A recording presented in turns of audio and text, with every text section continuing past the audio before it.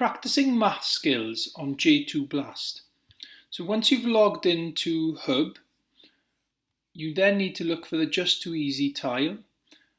So if I click on that, I will get to the J2 launch landing page and looking for this blue tile J2 Blast.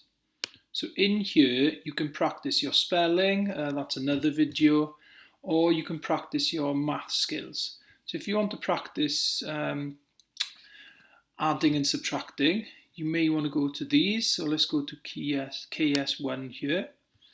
Now, take a test means that you practice your addition and subtraction skills and tables actually against other pupils who are on the platform at that time. Have a practice means that you just practice on your own. So if I go to have a practice here, okay, I can choose a level. Obviously they get more difficult as you go up through here, the levels.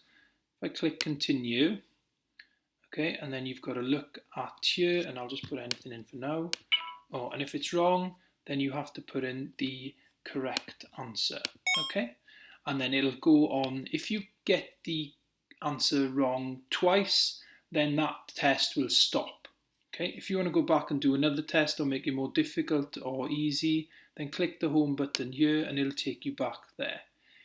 If you want to go back to the J2 Blast homepage, then you click this J2 Blast button on the top left. Now TT Blast looks at your times tables. Again, you've got the Go Live where you can compete against 5 or 6 others that are on the platform at the same time. Or Have a Practice will take you into here. Again, you can see there's different levels of the times tables. Okay, so it gets more difficult as you go through. And then once you press continue, it begins and you click there and click the equal sign. Now when you get to the end of these tests, okay, so I'm on the last question here, right, it'll come up with a score out of 10, tell you how long you took to answer each question. It'll give you the answer if you typed in something incorrectly.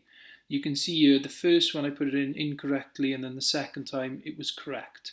If you put that in incorrectly again, it would stop the test there. Okay, now to save this so your teacher can see it, if you click the disk logo here, it will tell you that it's saved to My Files, and then if I go into the My Files area, I can see then that my test comes up there. This then will be able to be seen by your class teacher.